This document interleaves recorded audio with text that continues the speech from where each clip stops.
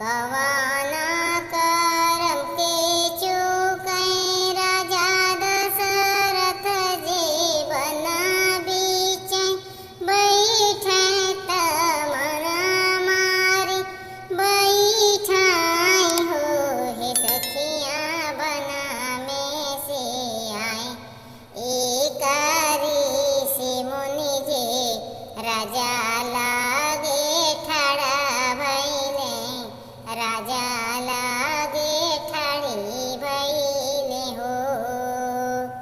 हे राजा के वाना संकट तुहारा जे बन बीचै बैठै जे मन मारी बैठहु। हे राजा के वाना संकट तुहारा जे बन बीचै बैठा जे मन मारी बैठहु हो। काऊ कहूँ मोरे स्वामी जी कहता दुख लागई बहुता दुख लागई हो। काऊ कहूँ मोरे स्वामी जी कहता दुख लागई बहुता दुख लागई हो। हे स्वामी जी हमारे जे हाई तीन रनिया जे कवनो नागर भसे जे कवनो नागर भसे हो। इतनी वचन सुनी ऋषि मुनि राजा के समझावे त राजा के समझावई हो। हे राजा जाहूँ नयमा के बगीचवा त सतयाम फरल हुई है कही मौरिया में हो। कही मौरिया में हो।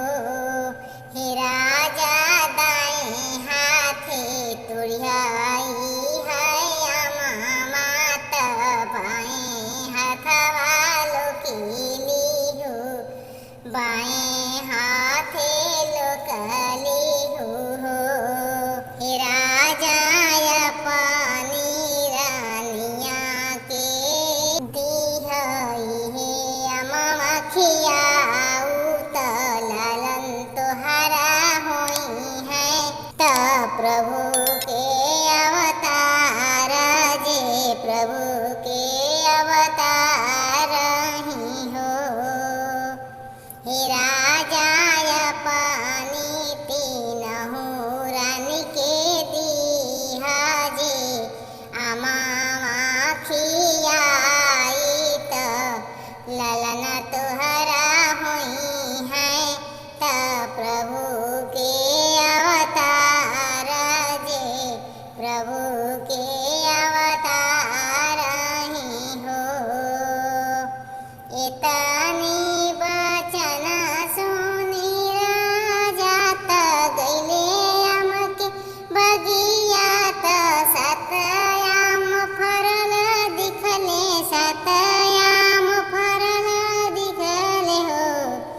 हे सखिया राजा जे तुले दाएं हथवा त बाएं हाथ लोकीली हले बाएं हाथ लोकीली है हो।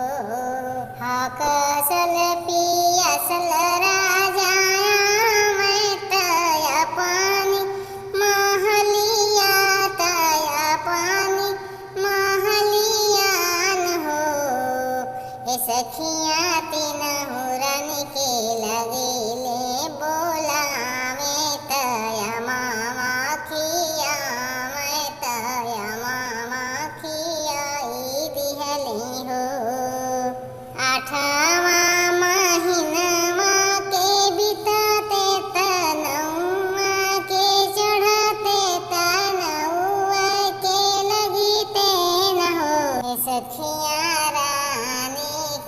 कौशल्या से जन्मे श्री रामचंद्र कैकेयी से भरत अवरु भुआल न हो।